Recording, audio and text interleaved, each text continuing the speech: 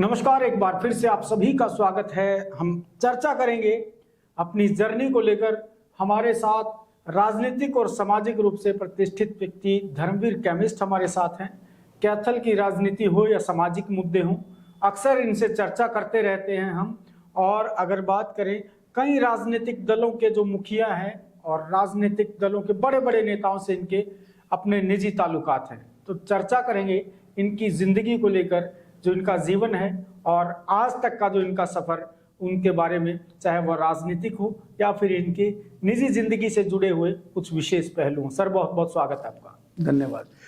धर्मवीर जी, अगर बात करें स्टार्टिंग की, तो कहाँ पे आपका जन्म हुआ, आपकी डेट ऑफ बर्थ, और कहाँ से पर आपका जो है पूरा बचपन बीता है? देखिए, मैं आधार कार्ड और पैन कार्ड के आधार पर कह सकता हूँ कि मेरा जन्म 28/7/1967 को गांव नगुरा जिला जींद में हुआ। और उसके बाद हम लोग 1977 में कैथल आ गए जी। और कैथल आने के बाद मैंने अपनी पढ़ाई की और पढ़ाई मैंने कैथल में 10वीं तक की जी। 10वीं के बाद मैंने Hindu college of pharmacy Sonipat में डी फार्मा में एडमिशन ले लिया जी। वहां से डी फार्मा कंप्लीट करने के बाद फिर मैंने अपनी केमिस्ट शॉप बनाई, जो 16 दिसंबर 1986 को मैंने शुरू की। कहाँ पर? ये मेरी केमिस्ट शॉप पेहवा चौक पर है। अच्छा, जो पेवा चौक पे, जो अब भी है? जो अब भी। ठीक है। और यदि राजनीतिक जीवन की चर्चा करूं तो मैं 1991 से लेके और 2019 तक चौधरी देवीलाल परिवार से जुड़ा रहा जी। और चौधरी देवीलाल परिवार का कोई भी सदस्य ऐसा नहीं था जो मेरे प्रतिष्ठान पर ना आया जी। जो और आपकी दुकान है, सभी जो है चौटाला परिवार के सभी लोग, आज उनकी तीसरी पीढ़ी चल रही है, चौथी पीढ़ी चल रही है, सभी लोग आ चुके हैं। चौथी पीढ़ी चली हुई है और चौथी पीढ़ी तक सभी लोग आए हुए हैं, जिसमें चौधरी देवीलाल जी शिवम, चौधरी ओम प्रकाश चौटाला जी शिवम, चौधरी अजय सिंह चौटाला जी शिवम, चौधरी अभय सिंह चौटाला जी शिवम, दुष्यंत चौटाला जी, दिग्विजय चौटाला जी, अर्जुन चौटाला जी और करण चौटाला जी। 8 के 8 सदस्य मेरे प्रतिष्ठान पर आए जी। और उन्होंने मुझे बहुत मान सम्मान दिया और अपनी पार्टी में न केवल एक पद जी, बल्कि समय समय पर विभिन्न पदों से मुझे जिम्मेवारी देने का काम किया, जो मैंने बेखूबी निभाई और पूरी निष्ठा और लगन से निभाई। जिस पार्टी के लोगों का आप जिक्र कर रहे हैं, इंडियन नेशनल लोकदल, उस पार्टी के जो मुखिया, अभी तो खैर वो स्वर्गवास उनका हो गया, चौधरी ओम प्रकाश चौटाला, राजनीतिक रूप से बड़े परिपक्व, 5 बार मुख्यमंत्री रहे और राजनीतिक पार्टी चलाने का जो उनका अनुभव है, मैं मानता हूं कि हरियाणा में किसी और का इतना अनुभव नहीं था। और प्रादेशिक पार्टी बनाने के बाद इतनी लंबी राजनीतिक पार्टी कोई और चला भी नहीं पाया, और उस पार्टी में आपको प्रवक्ता की जिम्मेवारी देना, तो ये कैसे संभव हुआ? किस तरह ताल्लुकात बढ़े? देखिए, चौधरी ओम प्रकाश चौटाला जी अपने कार्यकर्ता में एक चीज विशेष तौर पर देखते थे भी मेरा कार्यकर्ता पार्टी के प्रति लॉयल है या नहीं है, पार्टी में संघर्षशील है या नहीं है जी। जब उन्होंने देखा कि इसके अंदर सभी गुण हैं, तो उन्होंने मुझे ये जिम्मेवारी देने का मन बनाया। और वह न केवल 5 बार मुख्यमंत्री रहे जी, एक बारी राज्यसभा के सदस्य भी रहे हैं, 2 बारी विपक्ष के नेता भी रहे हैं जी। वो बहुत ही अनुभवी संघर्षशील नेता रहे हैं। न केवल हरियाणा प्रदेश की जनता बल्कि पूरे हिंदुस्तान की जनता उनकी प्रशंसक रही थी और है। अगर मैं बात करूं इनेलो की, आपके अच्छे ताल्लुकात रहे, इनेलो सत्ता में भी रही, तो इनेलो से लगाव टूट क्यों गया? आज कांग्रेस में तो मैं शायद ना कहूं कि रणदीप सुरजेवाला के करीबी विश्वास पात्रों में कह सकता हूं कि ये जो राजनीतिक बदलाव हुआ, ये क्यों और किस कारण हुआ, और कौन सा वो समय था जब आपको ये निर्णय लेना पड़ा? देखिए, ये निर्णय मैंने 9 दिसंबर 2018 को लेना पड़ा जी, जब दुष्यंत चौटाला ने अपनी पार्टी जजपा के नाम से बढ़ाई। क्योंकि उस समय परिवार दो फाड़ हो चुका था, पार्टी दो फाड़ हो चुकी थी जी। जिस वजह से मेरे जैसे साथी के लिए एक जगह पढ़ना संभव नहीं था जी। क्योंकि पूरे परिवार के साथ मेरे संबंध अच्छे थे, पूरा परिवार मेरा पूरा मान सम्मान करता था जी। तो फिर मैंने निर्णय लिया भी क्यों न दूसरी जगह जाया जाए और दूसरी जगह भी वहां पर जाया जाए, जितना मान सम्मान मुझे यहाँ मिलता है उससे कम से कम तो नहीं मिले जी। ज्यादा ना मिले तो कम भी ना मिले जी। तो फिर मैंने देखा भी केवल एक जगह है जहां पर इतना मान सम्मान मिल सकता है जी। और वह है चौधरी रणदीप सिंह सुरजेवाला। चौधरी रणदीप सिंह सुरजेवाला एक बहुत ही बड़े और बढ़िया नेता है जिसके साथ जो भी कार्यकर्ता जुड़ा है उसने ये महसूस किया है कि मैं ठीक जगह पर जुड़ा हूं, क्योंकि वो भी एक बहुत अच्छा मान सम्मान देते हैं और अपने साथी का बहुत ज्यादा ध्यान रखते हैं। तो इसलिए मैंने उनके साथ जुड़ने का मन बनाया और मैं समझता हूं कि 30 सितंबर 2019 को उनके साथ मेरी बातचीत हुई जी। और 19 अक्टूबर 2019 को मैंने चौधरी रणदीप सिंह सुरजेवाला के साथ जुड़ने का पूरी तरह से मन बना लिया था। जी। तो जिस तरह से मैं बात करूं, मैं इसी चुनाव को ले लेता हूं। रणदीप सिंह सुरजेवाला के बेटे चुनावी मैदान में आपको अंकल जी कहकर बुलाते हैं, हमने चुनाव में भी देखा, अब भी कई बार देखा। और चुनाव के दौरान बड़ी चर्चाओं का दौर रहा कि कांग्रेस सरकार आने जा रही है, कांग्रेस सरकार बनेगी। और उस दौरान बहुत से ऐसे लोग थे जो रणदीप सिंह सुरजेवाला के बेहद करीब पहुंचने की कोशिश कर रहे थे, लेकिन सरकार भाजपा की बनी तो वो लोगों में कहीं ना कहीं अब सत्ता भाजपा की आने के बाद कहीं ना कहीं उनका जो मन है वो भाजपा की ओर आकर्षित होता दिखाई दे रहा है। तो धर्मवीर केमिस्ट को नहीं लगता कि भाजपा में जाना चाहिए, क्योंकि आपके तो भाजपा में मंत्री भी मित्र हैं, बड़े बड़े नेताओं से आपके अच्छे ताल्लुकात हैं। देखिए जो भाजपा के जिलाध्यक्ष हैं उनके साथ आपके अच्छे ताल्लुकात हैं, तो आपका मन नहीं बना। बहुत से ऐसे लोग हैं जो रणदीप के साथ इलेक्शन में थे लेकिन आज भाजपा के गीत गा रहे हैं। देखिए जो लोग चौधरी रणदीप सिंह सुरजेवाला के साथ चुनाव में थे और यदि वो आज भाजपा में चले गए हैं जी, तो मेरा व्यक्तिगत रूप से ये मानना है कि कहीं ना कहीं वो स्वार्थ को देखते हुए गए तो नहीं है लेकिन गीत भाजपा के गा रहे हैं। यदि वो गीत गा रहे हैं तब भी मुझे ये लगता है कि उनका अपना स्वार्थ उनको गीत गाने के लिए मजबूर कर रहा है। और जहां तक मेरी सत्ता से दूर रहने की बात है या सत्ता में जाने की बात है, चौधरी ओम प्रकाश चौटाला 5 मार्च 2005 को सत्ता से बाहर हो गए थे और मैंने आपको अभी बताया था कि 30 सितंबर 2019 तक उसके बावजूद भी मैं इंडियन नेशनल लोकदल में रहा, उनके साथ रहा। तो 14 साल लगातार मैं विपक्ष में रहा। इस दौरान वो न केवल विपक्ष में रहे बल्कि 10 साल की सजा भी काट के आए और मुझे उस सजा का बेहद दुख उस दिन हुआ जब 16 जनवरी 2013 को माननीय न्यायाधीश ने यह फैसला सुरक्षित रखा कि चौधरी ओम प्रकाश चौटाला को सजा हो सकती है। और उससे ज्यादा दुख उस दिन हुआ जब 22 जनवरी 2013 को ही उनको 10 साल की सजा हुई जी। उसके बावजूद भी मैंने उनको नहीं छोड़ा। मैं स्वार्थ की राजनीति नहीं करता, मैं एक स्वाभिमानी व्यक्ति हूँ, मान सम्मान की लड़ाई लड़ता हूँ जी। मैंने चौधरी रणदीप सिंह सुरजेवाला को भी केवल मात्र 2 ही बात कही है, भाई आप यदि मुंह से कुछ देंगे तो मैं सहर्ष स्वीकार करूंगा और यदि आप मुझे कुछ नहीं दे पाए तो मैं उसके बावजूद भी एक बात कहूंगा कि आप देना चाहते थे, मेरी किस्मत में नहीं था जी। बस स्वाभिमानी होने के नाते मेरे मान सम्मान का विशेष रूप से ध्यान रखना। जो उन्होंने कहा कि आप मेरे कार्यकर्ता नहीं बल्कि मेरे छोटे भाई हैं, इसीलिए उनके सपुत्र जो आज कैथल के विधायक है मुझे अंकल जी के नाम से पुकारते हैं जी। तो जिस तरह मैं बात कर रहा हूँ सर राजनीति की, और राजनीति के साथ साथ सामाजिक मुद्दों की बात करें तो अग्रवाल समाज से आप जो है काफी जुड़ाव है आपका। आप जो है लोकल की बात करें या प्रदेश स्तर की बात करें, प्रदेश स्तर पर भी आप समाज के लिए काम करते हैं। तो सामाजिक दृष्टि से देखें तो कौन सी ऐसी पार्टी लगती है आपको जो आपके समाज को अच्छी तवज्जो देती है राजनीति में? देखिए इसमें 2 चीजें देखी जाती है। सर्वप्रथम तो यह है कि मैं किस नेता के साथ लगा हुआ हूँ, वो मुझे मान सम्मान देता है या नहीं देता।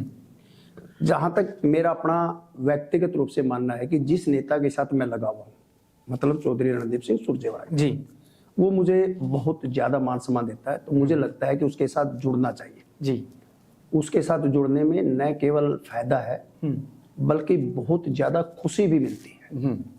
और जहां तक पार्टी की बात है, ये तो पार्टी के ऊपर निर्भर करता है कि वो सामने वाले को कितना वजन देती है। जी, यदि उसको लगता है कि मुझे पूरा वजन मिल रहा है तो वो पार्टी की बात करे। यदि उसको लग रहा है कि मुझे वजन पूरा नहीं मिल रहा तो वो केवल नेता की बात करे। तो अगर मैं बात करूं, भारतीय जनता पार्टी ने सुरभि गर्ग को टिकट दिया आज चेयरपर्सन, तो सुरभि गर्ग का जो कामकाज है, जो उनका व्यक्तित्व है, वो कैसा लगता है आपको? देखिए, मुझे लगता है कि पहली बार वो चेयरपर्सन बनी है और पहली बार चेयरपर्सन बनने के बाद जो कार्य वो कर रही है, मुझे लगता है अभी तक वो ठीक कर रही है, बढ़िया काम करेगी और हो सकता है कि भविष्य में भी वो ठीक करेगी। क्या लगता है कि सुरभि गर्ग के चेयरपर्सन बनने के बाद जो अग्रवाल समाज है, अग्रवाल समाज में जो है कोई ऐसा चेहरा दिखने लगा है जिसका नाम एक राजनीतिक रूप से लिया जाता है, जिसने अपनी पहचान जो है राजनीतिक रूप से बनाई है? देखो, इसमें तो कोई दो राय नहीं। किसी भी समाज से यदि कोई भी व्यक्ति किसी भी पद पर पहुंचता है तो वो एक चेहरा तो बनता ही है जी, चाहे वह व्यक्ति किसी भी समाज से हो और कोई भी हो। आज सुरभि गर्ग चेयरपर्सन है नगर परिषद कैथल की, तो वो एक चेहरा तो है बिल्कुल। और भारतीय जनता पार्टी के अंदर यदि किसी अग्रवाल समाज के व्यक्ति की बात की जाए तो मैं समझता हूं कि सुरभि गर्ग एक चेहरा है। जी, बिल्कुल बिल्कुल। तो अगर जिस तरह से बात करें, सुरभि गर्ग भी कयास लगाए जा रहे थे शायद उनको टिकट मिल जाए, टिकट नहीं मिली, चलो कोई बात, लेकिन क्या आपके लिए एक दुविधा वाला क्षण तो होता? क्योंकि अगर मैं बात करूं सामाजिक दृष्टि से तो कहीं ना कहीं आपको भी शायद उनके साथ लगना पड़ सकता था। देखिए, मैं बड़ा स्पष्टवादी व्यक्ति हूँ और मेरे नेता को भी यह पता है कि धर्मवीर एक स्पष्टवादी व्यक्ति है और जिसके साथ लगता है वो धोखा नहीं देता। मैं यदि सुरभि को टिकट मिलती, हो सकता है कि सुरभि के परिवार से मैं माफी मांग लेता, लेकिन मैं साथ में चौधरी रणदीप सिंह सुरजेवाला के रहता। अच्छा, तो पक्का मन बना चुके सुरजेवाला के साथ रहने? 100%, इसमें कोई दो राय नहीं। कोई लालच से कोई किसी प्रकार का? मैंने उनको ये जो मैंने आपको डेट बताई है नी, 30 सितंबर 2019 को मेरी पहली मीटिंग थी। उस दिन पहली मीटिंग में ही मैंने उनको ये कह दिया था कि मैं जब तक जीऊंगा, जब तक मेरा जीवन है, जब तक मेरे जीवन में सांस है, तब तक मैं आपको नहीं छोड़ूंगा। यदि आप मुझे छोड़ते हैं वो मुझे नहीं पता। तो इन चीजों से तो काफी राजनीतिक रूप से नुकसान भी हो रहा होगा आप लोगों का, क्योंकि अक्सर मैंने देखा है कि मौका परस्त वाली राजनीति है, वो कुछ लाभ ले भी जाते हैं लेकिन अपने उसूलों पर अड़िग रहने वालों को नुकसान उठाने पड़ जाते हैं। देखिए, जो लोग असूल पर काम करते हैं या असूल पर अडिग रहते हैं, उनको कहीं ना कहीं राजनीतिक रूप से नुकसान तो होता ही है। जी, जैसा कि अभी अभी आपने कहा था कि आपके संबंध सभी पार्टियों में है और सभी नेताओं में है। जी, इसमें कोई दो राय नहीं। आपने बिल्कुल सच कहा कि सभी पार्टियों में मेरे बहुत अच्छे संबंध है और सभी पार्टियों में सभी नेताओं से, जो बहुत बड़े बड़े नेता, उनसे भी मेरे बहुत अच्छे संबंध है। लेकिन उसके बावजूद भी मैं कोई कार्य इस प्रकार का नहीं करवा पा रहा जो कि मैं करवा सकता था। जी, वो केवल इसलिए नहीं करवा पा रहा कि मैं एक लॉयल व्यक्ति हूं, जिसके साथ लगता है दूसरे साथी को ये पता होता है कि ये लॉयल है और उसके साथ है। जी, तो नेचुरल सी बात है, नुकसान तो होता ही है। जी, और मुझे नुकसान हुआ भी है और हो भी रहा है। जी,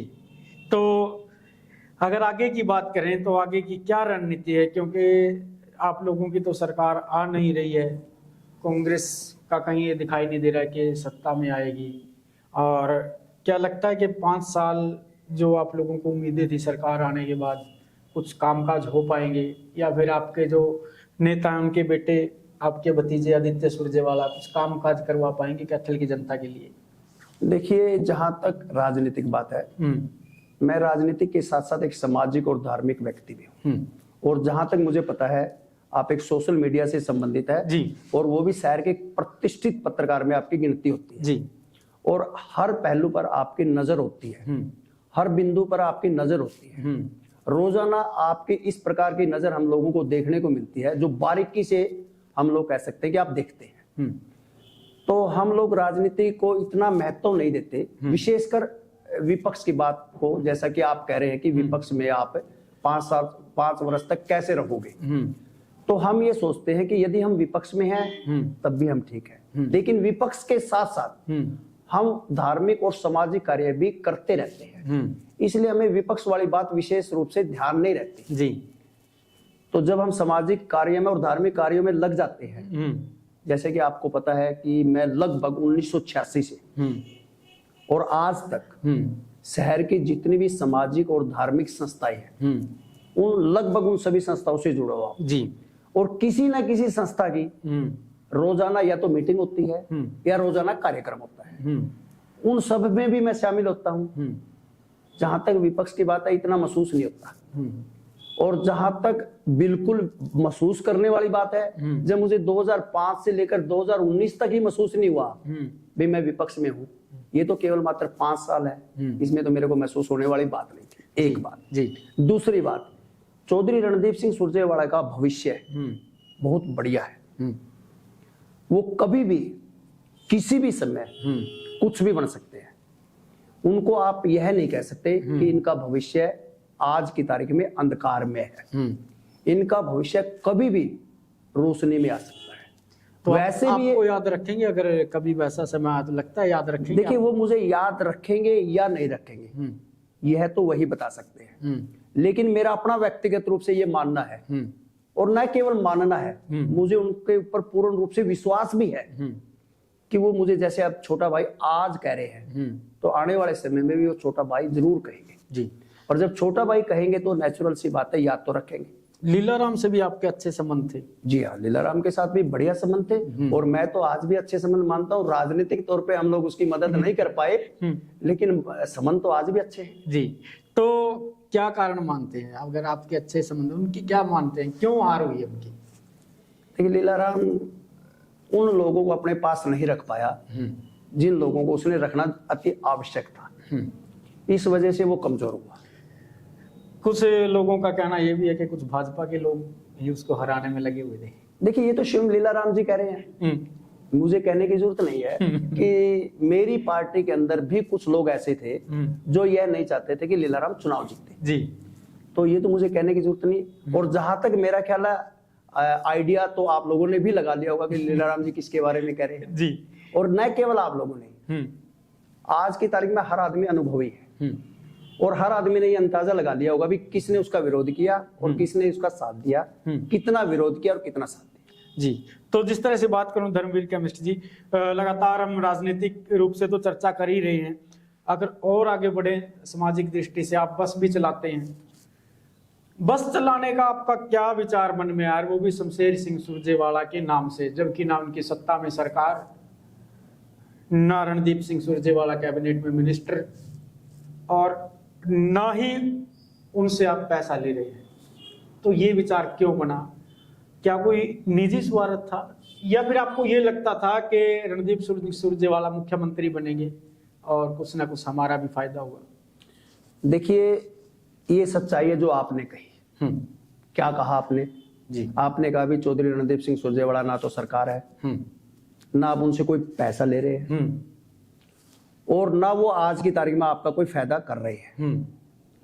लेकिन मैंने आपको ये कहा था कि मैं एक निस्वार्थ काम करता हूं जिसके साथ लगता हूं, मैं स्वार्थ नहीं देखता। ना मेरे मन में ये थी कि ये मुख्यमंत्री बनेंगे, और ना अभी तक ये बने हैं। लेकिन जहां तक बस की बात है, मेरा मन था कि कैथल से सालासर और खाटू बस चलाई जाए, और वह भी निःशुल्क चलाई जाए। जी। जिस समय हम लोगों ने निःशुल्क बस चलाई, उस समय निःशुल्क शब्द का शहर के अंदर कोई शब्द नहीं था। जी।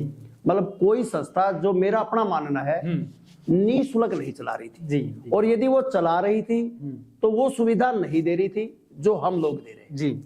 हमारी जो बस है वो 100% निःशुल्क है, जिसके अंदर आना जाना, खाना पीना, रहना सब ट्रस्ट के माध्यम से किया जाता है। एक समय वो भी आया था जब कोई व्यक्ति शायद आपके पास पहुंचे थे, कह रहे थे इस बस का नाम बदल दीजिए, मेरे दादा के नाम से चला दीजिए, आपको सरकार में एडजस्ट कर देंगे, आपको पैसा भी दे देंगे।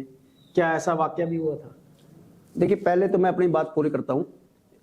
बस बाबा के आशीर्वाद से, आप लोगों की शुभकामनाओं से और जनता के सहयोग से चल रही है। और यह बस चलाने का मकसद भी यही था कि जो लोग यात्रा पर जाना चाहते हैं और किसी कारणवश नहीं जा पाते, वो इस बस के माध्यम से अपनी यात्रा कर ले, उनके दरबार में हाजिरी लगा ले, उनके दर्शन कर ले और उनसे आशीर्वाद ले ले, ताकि उनकी मनोकामना पूर्ण हो सके। और हमारी भी इच्छा रहती है कि जितने भक्त जन जाए सबकी मनोकामना पूर्ण हो। और ऐसा नहीं है कि नहीं होती, बाबा करते भी है। मैं इसका स्वयं एक गवाह हूं, मेरी तो मनोकामना पूर्ण हुई है जी। जहां तक दादाजी के नाम की बात है, इसमें कोई दो राय नहीं। मेरे पास 100% यह ऑफर थी कि हमारे दादाजी के नाम से ये बस चला ले, आपको सरकार में भी एडजस्ट कर देंगे, आपकी जो भी इच्छा है वो भी पूरी कर देंगे। और वो भी एक माध्यम था जिसने मेरे सामने ये बात रखी थी जी। मैंने कहा भी मैं चौधरी रणदीप सिंह सुरजेवाला का एक सिपाही हूं, और उन्होंने यह नहीं कहा कि आप इस बस को चौधरी शमशेर सिंह सुरजेवाला के नाम से चलाएं। मैंने स्वयं कहा है कि मैं यह बस उनके नाम से चलाना चाहता हूं, और यह उनके नाम से इसलिए चलाई कि स्वर्गीय चौधरी शमशेर सिंह सुरजेवाला गांव सिसला सिसमर से संबंधित है जी। और जो इतिहासकार बताते हैं कि खाटू की पृष्ठभूमि भी सिसला सिसमर से रही है जी। जब हम लोगों ने सोचा कि बस कैथल से सालासर और खाटू तो चलानी ही है, और हम चौधरी रणदीप सिंह सुरजेवाला के एक सिपाही भी है, और सिसला सिसमर उनकी पैतृक पृष्ठभूमि भी है, और कैथल से वो विधायक भी है, तो क्यों ना इस बस का नाम भी स्वर्गीय चौधरी शमशेर सिंह सुरजेवाला की स्मृति में दे दिया जी। इसलिए हमने इसका नाम दिया था। तो जिस तरह से हम लगातार बातचीत कर रहे हैं धर्मवीर जी, आपकी जिंदगी को कोई ऐसा क्षण भी है जो राजनीतिक रूप से आपको हमेशा याद रहेगा, या कोई बहुत खुशी, या कोई बहुत कम, या कोई ऐसा जो आपकी जिंदगी का कोई टर्निंग पॉइंट रहा? देखिए, मेरी जिंदगी का टर्निंग पॉइंट तो सबसे बड़ा ये था कि जब मैं 3 साल का था तो मेरे पिताजी चले गए, केवल मात्र 3 साल का। इससे बड़ा टर्निंग पॉइंट नहीं हो सकता जी, बिल्कुल। और जहां तक उसके बाद की बात है, मैंने तो बहुत उतार चढ़ाव देखे हैं। आप जैसे साथी बहुत मिले जिन्होंने मेरी मदद की है। मैं कभी जिंदगी में एहसान नहीं बोलता, क्योंकि मैं एहसान मंद हूँ, जबकि काफी लोग एहसान फरोश होते हैं जी जी। मैं किसी व्यक्ति को छोटा नहीं मानता, मैं हर व्यक्ति को बराबर मानता हूँ या मेरे से बड़ा मानता हूँ। जो मेरी मदद करता है वो पूरी जिंदगी मुझे याद रहती है जी। जो मेरा मान सम्मान करता है, मैं कहीं ना कहीं उससे ज्यादा मान सम्मान उसका करता हूँ जी। तो टर्निंग पॉइंट तो बहुत रहे हैं, लेकिन कुछ टर्निंग पॉइंट ऐसे हैं जो इंसान कभी भूल नहीं सकता, और कुछ टर्निंग पॉइंट ऐसे हैं जो समय समय पर भूल जाता है। जैसे मैंने आपको कहा कि एक टर्निंग पॉइंट जो ये मेरे पिताश्री वाला था, सबसे बड़ा टर्निंग पॉइंट था। बड़ी उसके बाद मैंने जिस परिवार में राजनीति की, मेरे लिए तो वो भी एक टर्निंग पॉइंट था। जब चौधरी ओम प्रकाश चौटाला को सजा हुई और 10 साल की जेल हुई, मेरे लिए वो भी एक टर्निंग पॉइंट था, क्योंकि मैं उस परिवार का भगत था, इसमें कोई दो राय नहीं है। जैसे मैं आज चौधरी रणदीप सिंह सुरजेवाला का पूरी तरह से भगत हूँ, वो मेरे को भाई कहता है, इसमें कोई दो राय नहीं। उनके सपुत्र मुझे अंकल जी कहते हैं, इसमें भी कोई दो राय नहीं। लेकिन मैं उसके बावजूद भी ये कहता हूँ कि मैं आपके परिवार का भगत था, भगत हूं और भगत रहूंगा। तो जिस तरह से हम बात कर रहे हैं तमाम राजनीतिक या सामाजिक विषयों को लेकर, अग्रवाल समाज में आप जो है, जो भी युवा सभा के चुनाव होते हैं उसमें मुख्य रूप से भूमिका निभाते हैं, और आपकी अहम जिम्मेवारियां भी होती हैं।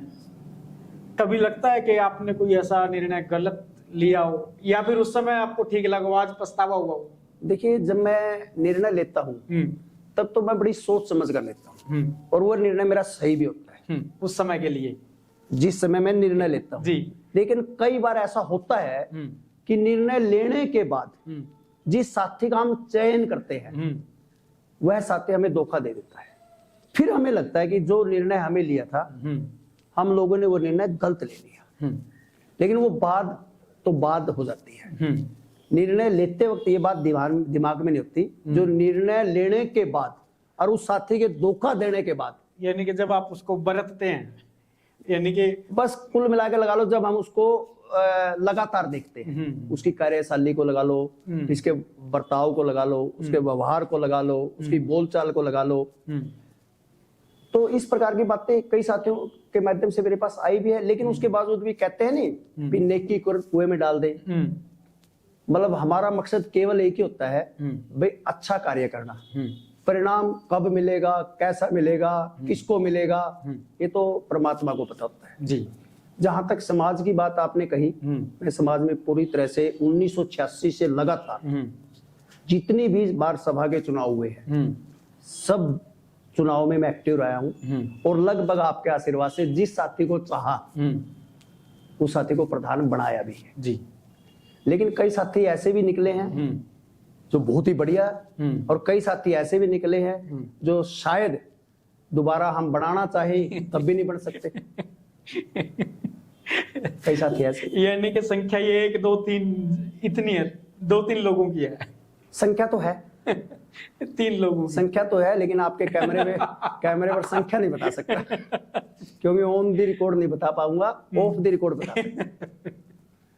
तो जिस तरह से बात करें सर, अब जो अगर परिवार की बात करें तो परिवार में अभी कौन कौन है और बच्चे अभी क्या कर रहे हैं? देखिए पिताश्री तो मेरे चले ही गए थे जी, आपने बताया अभी। उसके बाद मेरे पास 3 बहन, और 3 बहन में से भी एक बहन मेरी चली गई है, क्योंकि पूरे परिवार में सबसे छोटा मैं जी। एक भाई और मेरे पास 2 बच्चे, एक लड़का और एक लड़की जी। लड़की मेरी सीए करने के बाद बैंक मैनेजर लग गई, लड़का मेरा सीए फाइनल का ग्रुप अभी रह रहा है और बिजनेस अपना कर रहा है जी। और मैं समाज सेवा करता हूँ, आपको पता ही है जी बिल्कुल। चाहे धार्मिक काम हो या सामाजिक काम हो, मैं तो लगातार उन्हीं में लगा रहता हूँ। रोजाना एक कार्यक्रम अवश्य होता है जी। चाहे वो सामाजिक हो चाहे वो धार्मिक हो जी। तो अब जिस तरह से जिस उम्र के आप पड़ाव पर हैं, लगातार आदमी सोचता है कि कुछ ना कुछ बच्चे सेटल होने चाहिए, उसके बाद राजनीतिक सामाजिक ये चीज़ें लगातार जारी रहती हैं, धार्मिक रूप से भी आप कई कार्यक्रमों से जुड़े रहते हैं। ये जो धार्मिकता है, उस धार्मिकता के पीछे का राज क्या है?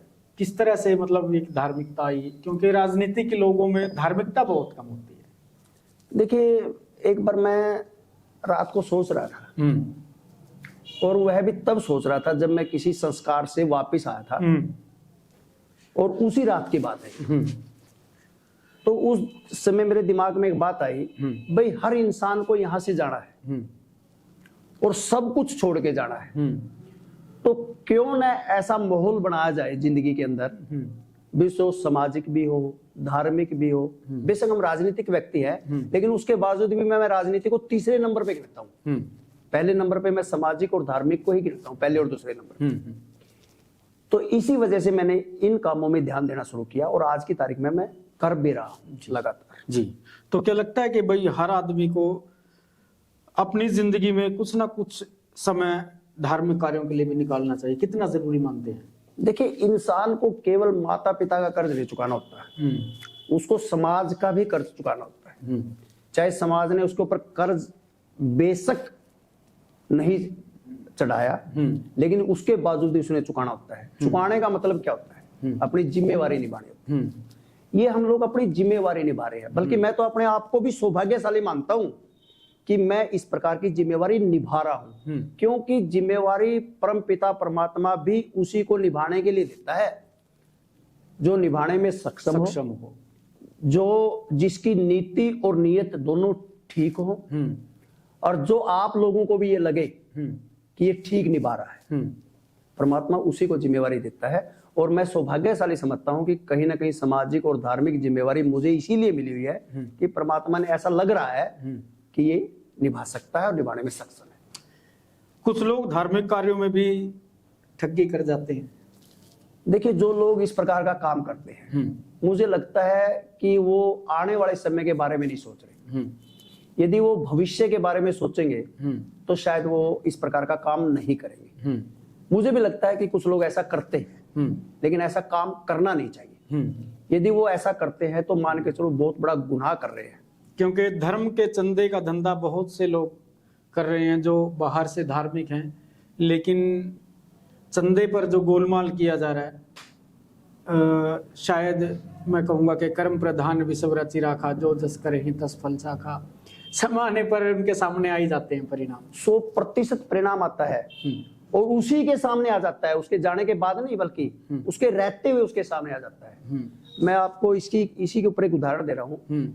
हम लोगों ने भी एक ट्रस्ट बनाया हुआ है, श्री खाटू श्याम सालासर सेवार्थ चैरिटेबल ट्रस्ट जी।